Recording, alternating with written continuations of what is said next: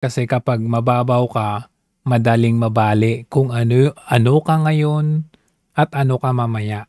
Kung ano yung sinasabi mo ngayon at biglang bawi o mag-iiba mamaya, may something yun. Oo, may something na hindi mo ma-justify kung bakit ka biglang nag-switch or biglang nag-iba. One, pwedeng nabayaran. Two, pwedeng na-impluwensyahan ng isang kakilala. Ibig sabihin, mababaw ka. So, either of that, pwedeng nabayaran ka, pwedeng madali kang mabali. Tingnan natin dito ang una, yung sinasabi niya about sa drug war ni PRRD. Patungkol naman po doon sa sinasabi niya na wala siyang kasalanan, marami na po tayong nadinig. Siya mismo po ang umamin sa hearing sa Quadcom at saka sa Senado. Marami siyang inamin. Unang-una, sinabi niya na he encouraged, diba? He ordered the police officers to encourage the suspect to fight. For what? Anong purpose nun? Ang sabi niya, inamin niya, para magamit din yung depensa. Because kapag lumaban ang isang suspect, maaari itong masabing self-defense on the part of the police officers. Pero hindi dapat ganoon ang gawi. There should be a due process. We have to give the suspect, any accused, the right for this due process. Hindi tayo dapat laging cut the process. At ang sabi niya, bakit daw ginawa yun? Para mabilis, masulba, or marisolba ang problema. Mabawasan agad ang problema. Hindi ganun pamamaraan. Hindi pa ba yun kasalanan? Maybe sa mga taong hindi na biktima ng EJK at bloody tokhang, maaaring nagpupunyagi at umapalakpak. Pero paano naman po yung mga namatayan at yung pamilya na nawalan ng kanilang mahal sa buhay dahil lang sa walang due process na ibinigay sa kanila? Pag sinabi ba natin na itim ngayon ang kulay, mas madidescribe siguro natin nung nakaraang administrasyon na sobrang itim at ngayon ay papaliwanag sa panahon ng kasalukuyang administrasyon. Hindi man ganun pa kaputi, pero patungo na doon. Ano nangyari? Bakit ganito ka noon? Tignan nyo to. Ang nakakataka part na ganito, ilan na ba ang advisor ni Pangulong Marcos maliban sa mga sekretaris niya? Ibig bang sabihin nito, partner? Ayoko kasi maging nega, partner. Di ba pag sobrang dami mong advisor, para lumalabas, wala ka talagang alam. Wala ka daw alam, Marcos. Anti-Marcos pala to eh. Ang dami mong advisor, tapos may secretary ka pa, tapos may UC ka pa, may ASI ka pa, and everything. Ba? Ang nakakataka part na ganito. May UC ka. Ironically, ngayon UC ka. Pero ang siste ngayon, sabi mo, ang dami mong tao, sabi mo, ibig sabihin, wala kang utak. Kumuha na, pero ironically, kumuha siya ng isang USEC ngayon na wala ding utak. At yun na yung pangalan na Attorney Claire Castro. Ilan na ba ang advisor ni Pangulong Marcos maliban sa mga sekretaris niya? Ibig bang sabihin nito, partner? Ayoko kasi maging nega, partner. Ayaw mo maging nega, nega ka na. Di ba pag sobrang dami mong advisor, para lumalabas, wala ka talagang alam. Wala daw alam. At eto, sa isang segment ng kanilang show with Rod Marcelino, nabanggit niya dito. At iba yung aura niya dito. Talagang makaduterte. At ang sabi niya, gusto niya yung drug war ni PRRD. Panoorin natin to. Hindi ako magsasalita. Inyo po sa amin kung meron ho ba. Kasi, kung dinismiss ba? Nang ganun lang. Oo. So, bakit yung mismo mga pamilya kung sila'y naniniwala na si Pangulong Duterte ang nasa partner, nasa likod ng EJK. Siya yung promotor.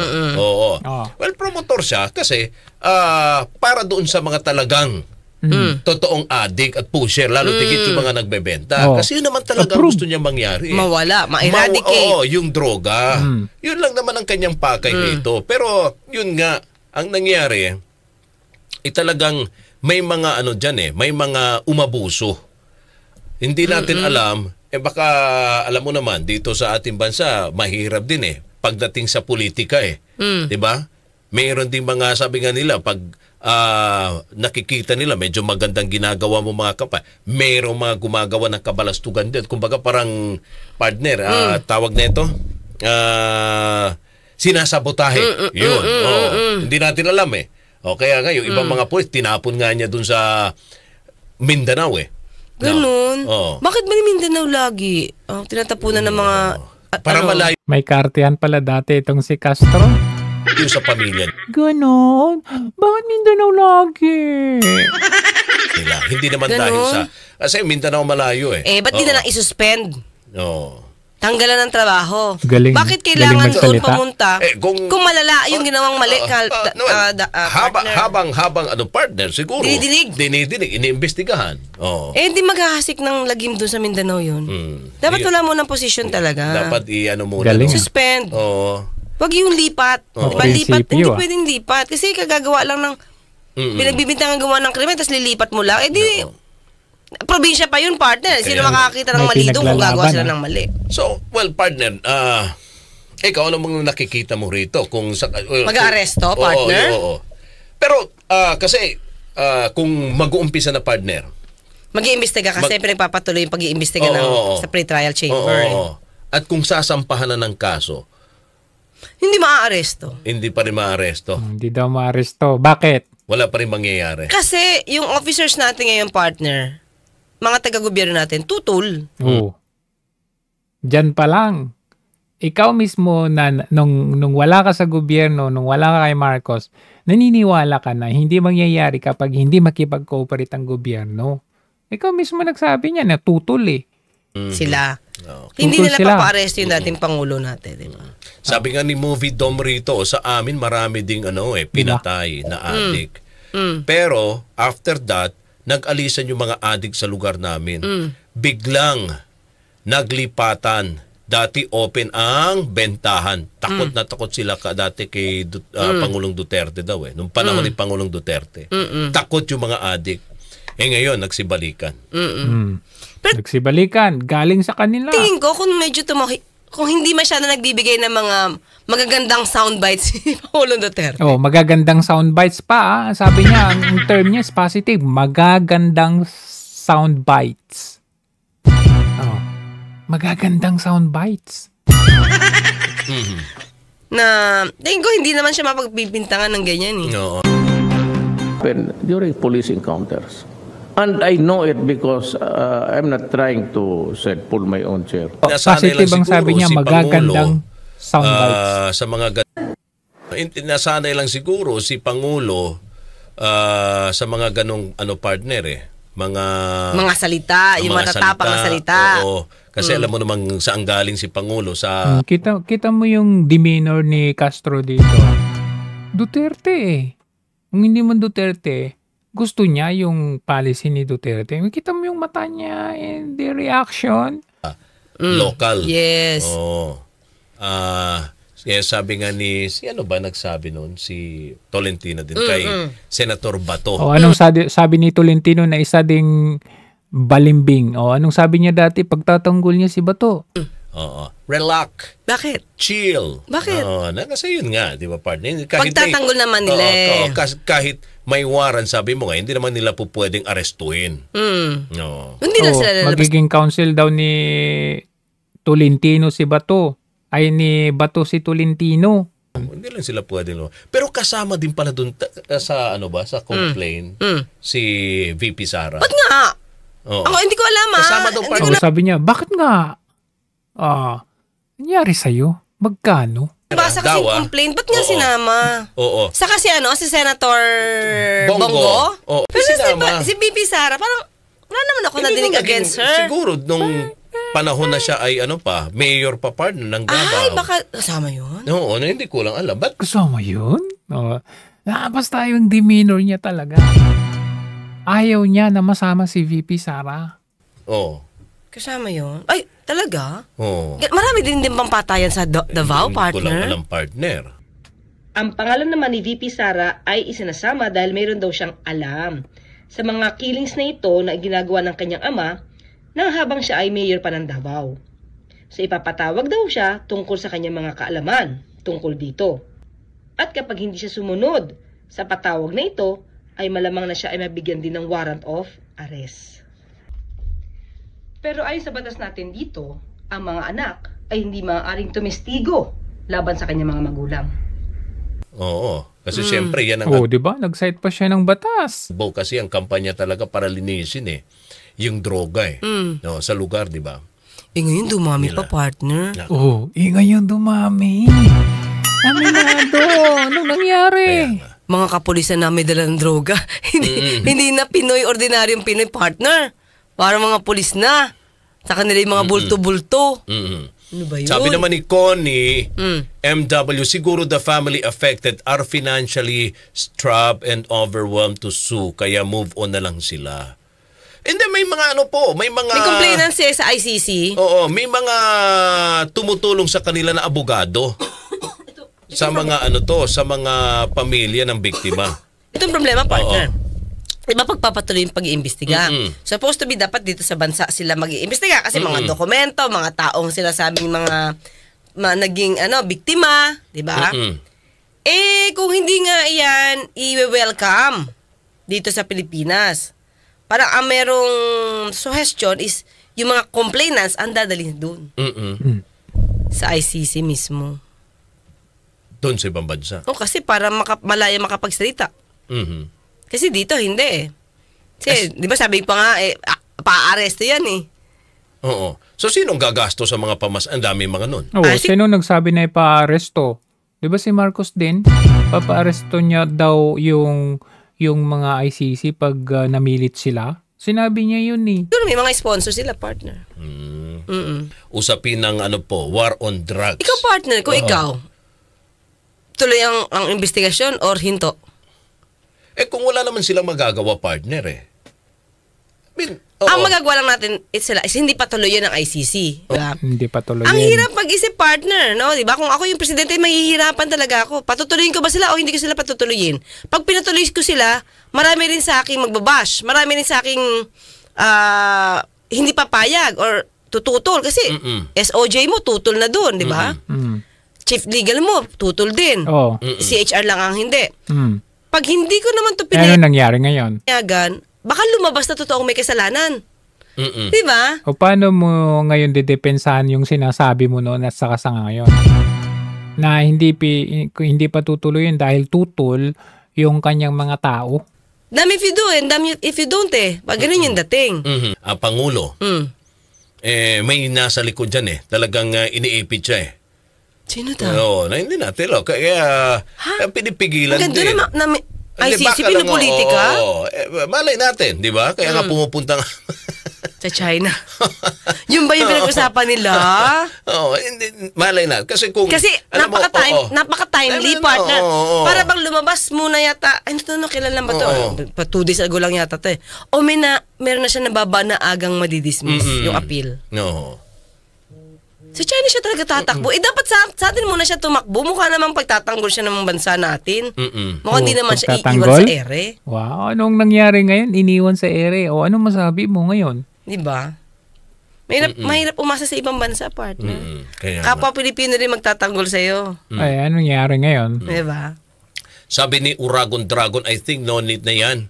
Kasi we have working justice system. Kaya lang, yung piniporsu ng ICC dahil sa likod niyan, mga kalaban sa politika noon na nangangaw-ngaw sa Amerika kahit talo na. May point. May point. Partner hindi natin din maiwasan. Mahirap, no? Tayo mga Pinoy, hindi, hatiin, Tuloy ba o hindi tuloy? Dapat magpakita tayo sa Nangyari kaya kay Castro na to, no? Iba siya noon ibang bansa, sa mga bansa nakakakita at nadidinig yung balitan to na we're open. Parang dito ko masabi na iba talaga nagagawa ng pera, no? Transparency sa atin. Hindi. Money O and kaya, fame. hindi. Di namin kayo papapasukin. Oo. Ang hirap, partner. Mahirap. Kasi diba dati nung panahon ni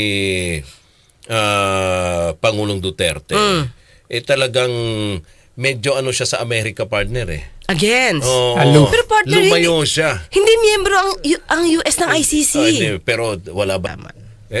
Tayo ganun din. Tayo naniniwala, partner, na kung ano yung rito, yung problema natin, kaya naman natin yan resolbahin. Kaya sabi ko nga, bakit hindi nagsasampa ng kaso yung mga complainant laban sa ating Pangulo? Kung sa tingin nila, si Pangulo ang kabesa pensante. Diyan, ibig sabihin, yung mastermind. Kung meron naman silang sapat din na ebidensya, kasi hindi naman, ang ICC, hindi din sila, di ba partner, magtutuloy kung wala silang mga nakalab rito na ebidensya din, di ba?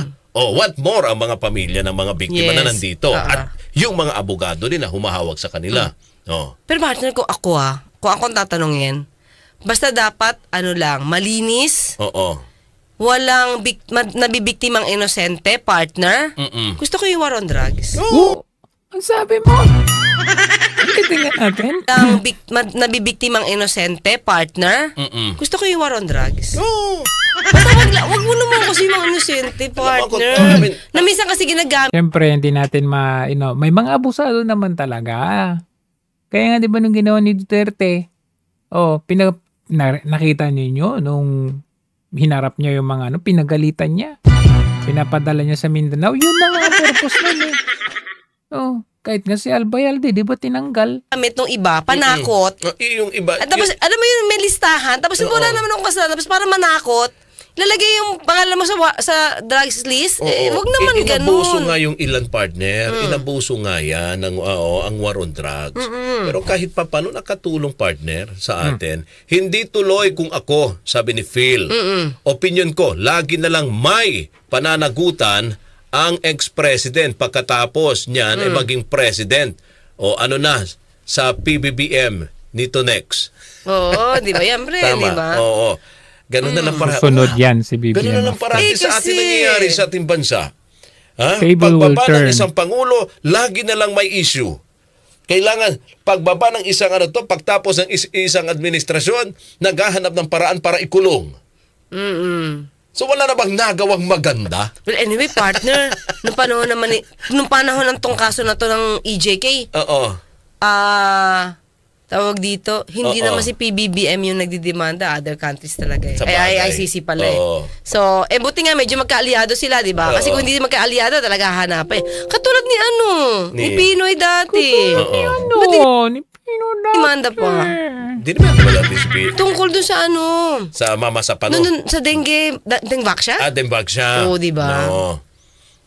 Kaya nga, partner eh. Yan ang sa atin dito, parang naging parte na ng, masasabi ba natin, parte ng kultura na partner. Kasi hindi naman, ang hirap din kasing maging perfecto. Mahirap maging perfecto ang isang presidente kasi kahit sa tingin niya tama yung ginawa niya, pero syempre may mga oposisyon, iisipin mali yung ginawa mo. Di ba? May mga ganun, tapos mabobloat na, bloated na yung issues. Yung isang abogado na nag-file ng complaint kay Duterte dati sa ICC, umatras nung eleksyon. Si John Sabio, di ba? Ayan, umatras. At sabi, may nag-utos at nagsabi na nautusan lang siya mag-file. Inutusan ni Trillanes. Ni Duterte. Uy, ano yung sa ICC?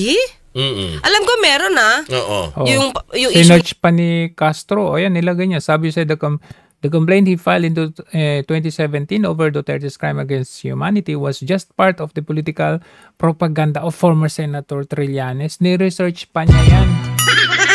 Yung kay Senator Trillanes, parang di siya nabayaran, nag-reveal, yun yung parang kaso ng allegedly inutusan siya ni Senator Trillanes. Parang ganon.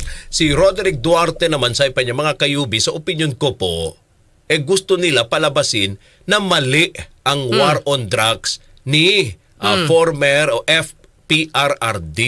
And then eventually, para palabasin, di na mali ang akusasyon, pagpapakulong kay De Lima. Masalimuot, no, partner? Tama. Ang sa akin lang partner, siguro kung napatay, tapos talagang nanlaban. Yun naman sabi nila. Totoong nanlaban, at talagang mga dealer sila. Hindi lang user partner, dealer. At million partner, ang kinikita, mayaman. Tapos lumaban, partner, they deserve.